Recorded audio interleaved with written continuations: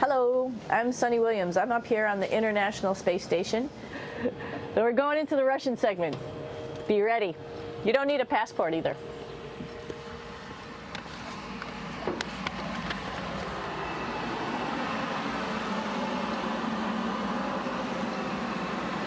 It goes a lot farther back than this. We'll go take a trip and say hello to the boys down there in just a minute. Well, let's do that first, actually, and then we'll go down to the Soyuz at the very end. This is Yevgeny. Hi.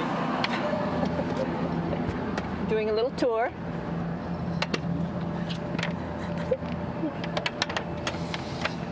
This is the FGB, and what's cool about this module, it is actually the very first piece of the space station that came up in 1998. The space station has been around for about now manned for 12 years, but it's been up in space for about 14 years. And this was the very first. It is like the Russians' PMM. It has a lot of storage, as you can see.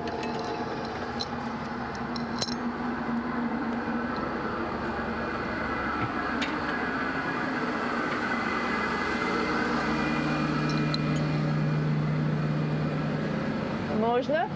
Снимаем. Чуть-чуть.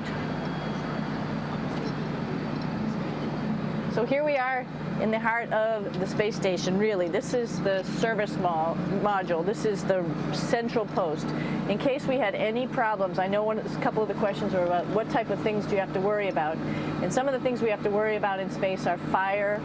If we had a fire, if we had a depressurization, like we were hit by a micrometeorite and it made a hole, or if we had some type of toxic atmosphere. We use ammonia for our radiator, so there is a possibility that ammonia could come into the vehicle, and then it would be bad for all of us. If we have any of those problems, we come right here, which we call the central post. It is the main heart of the space station. It was also the first computers that came up here that ran the space station. And so behind this wall right here are these main computers. So we gather here as a group of 3 or 6 and then figure out how we're going to either fight the fire, patch the hole, or solve the toxic spill. And what's cool about this module, of course, it's the central post. It also has great windows right down toward Earth. It has controls to fly in visiting spacecraft if they need some assistance right here. It has Russian computers as well as American computers to help us control anything we need to on the space station. There's a couple of our crewmates back there, Oleg Novinsky on the right and Yuri Malenchenko on the left. And there's also a second bathroom here, which is really cool because 6 of us going to one bathroom is really tough. And so there's one bathroom here and one bathroom on the other side where I showed you. And you can probably see on the wall behind Oleg and Yuri some of the heroes of the space program. Sergei Korolev, who was a chief designer of putting men into space, and of course on the right-hand side, Yuri Gagarin, the first man to go into space. So just reminds us of our roots. Yuri, what are you doing? Что делать? Making coffee.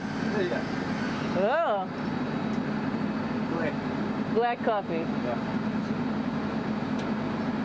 Looks good.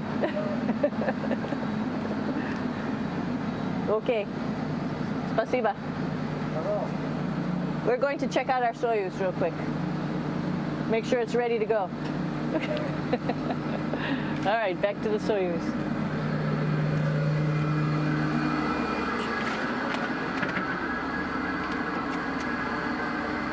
I'm going to stop here just for a quick second.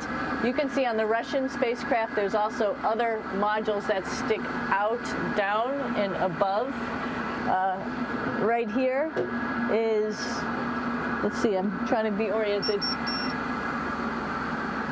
That's a place where we do spacewalks from for the Russian side. There's Russian spacesuits in here, and also a visiting vehicle which brought fruits and vegetables and becomes a trash container when we undock. Up on this side is also a future place where they're going to do spacewalks from, and connected to it is Kevin's, Oleg's, and Yevgeny's Soyuz spacecraft. And now let's go see ours. Whoa. Извините. No problem. Это пробка.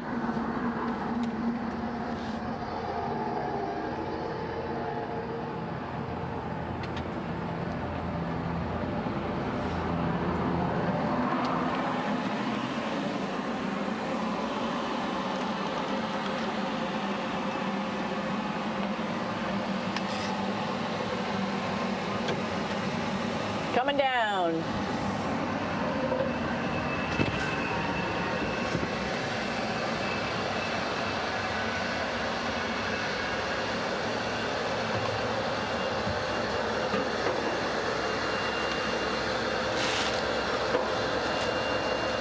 It's a little tricky getting in here.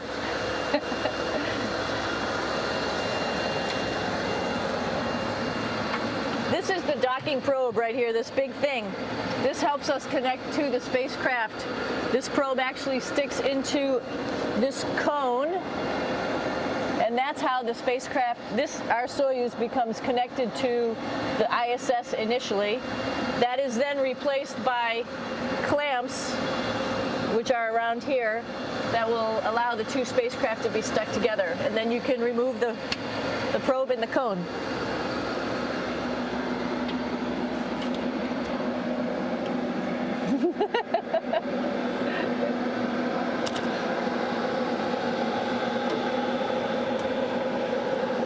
You okay?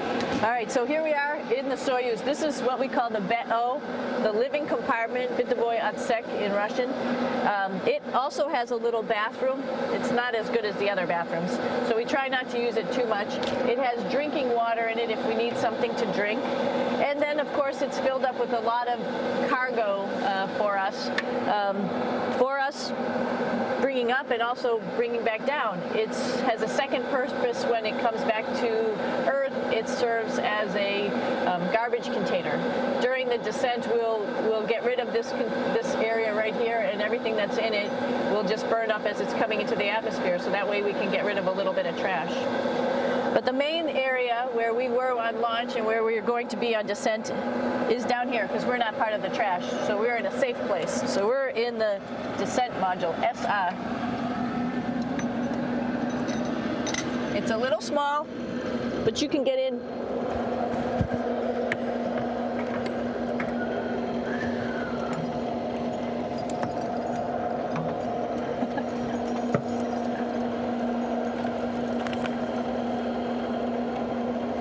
Not sure how well you could see in here. Hold on for a second.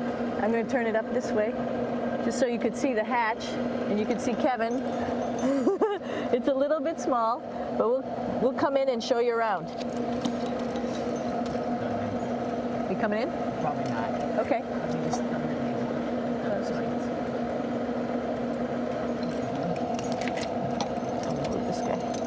Got to move a couple things. We were just starting to get ready. We're preparing a couple days ago for our ride home.